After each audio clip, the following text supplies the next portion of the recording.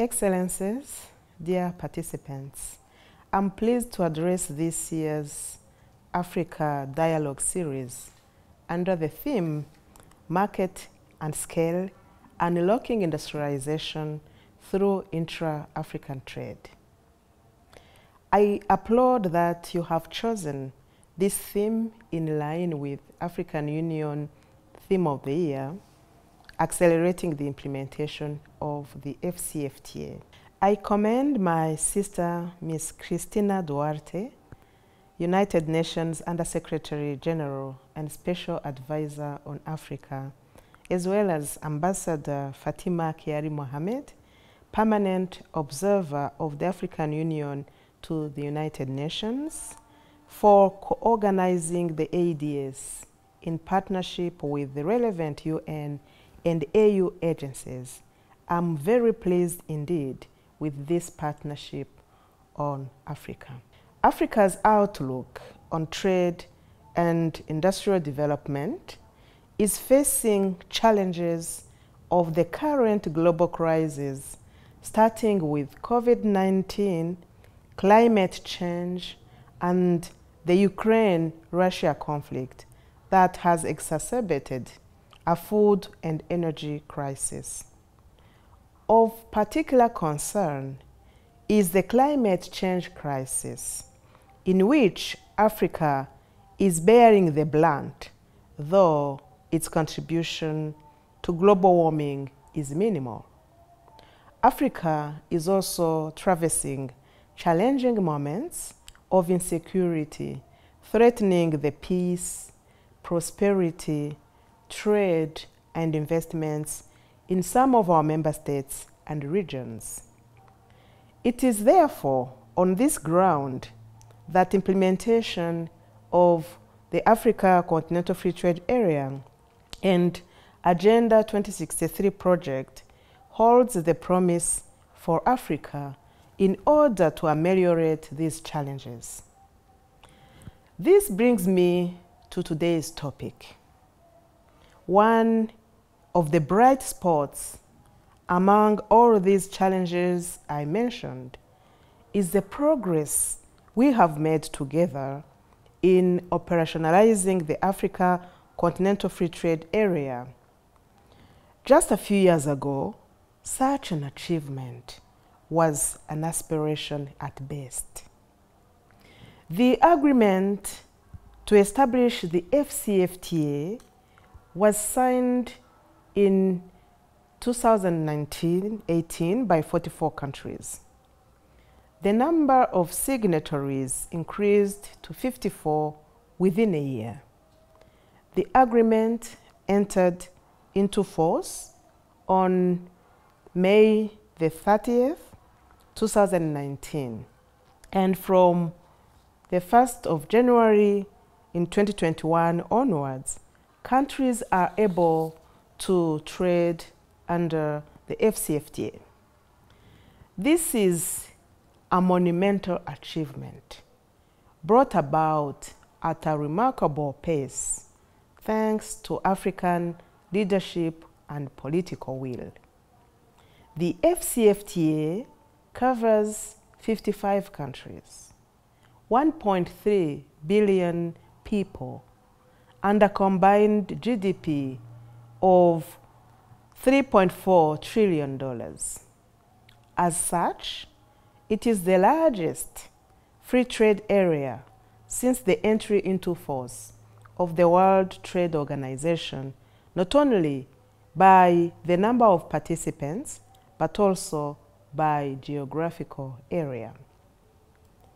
Guided by this vision, we are now moving into the next complex phases of FCFTA implementation regarding issues like competition and intellectual property rights policies, digital trade, and the role of women and youth in trade.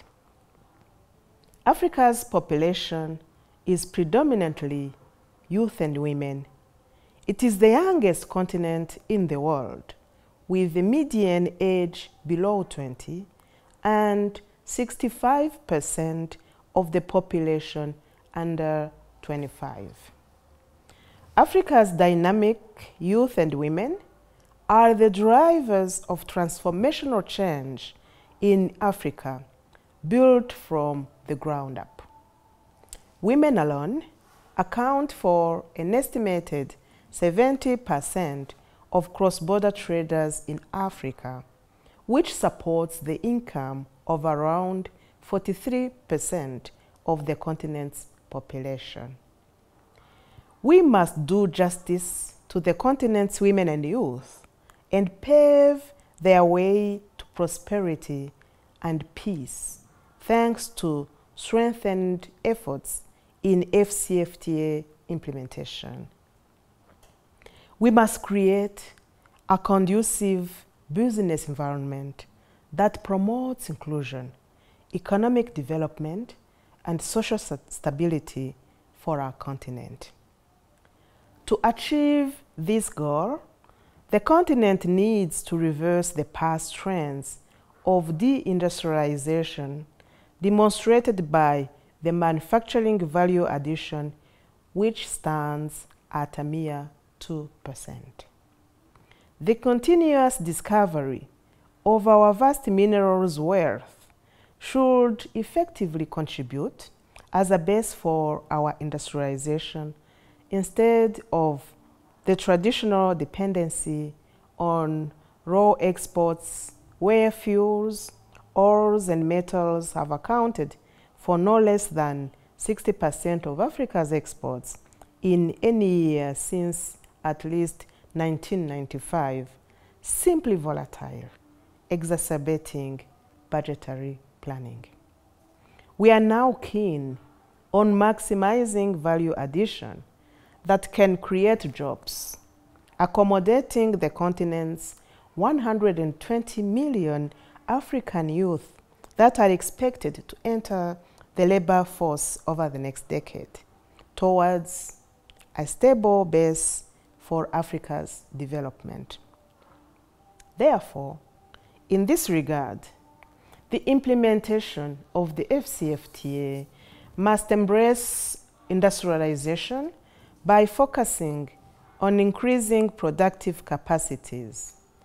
Even light manufacturing will be valuable as it will not only produce the much needed goods that we are currently sourcing elsewhere, but also will create millions of much needed jobs. Africa has to be a market for itself. The composition of manufacturing goods in intra-Africa trade must grow higher and higher from 40% it is at today. The 17th extraordinary session of the African Union Heads of State and Government on industrialization and economic diversification, which was convened last year in Niamey, Niger, effectively summed the relationship between our newly created market and industrialization. It called for investments in skills, infrastructure, and adequate financing for industrialization. It is only when Africa constantly treads this path shall we unlock our industrialization through intra-African trade. I count on this year's Africa Dialogue Series for contributing to this goal while looking forward to reading the outcome of your deliberations. Best of luck for that.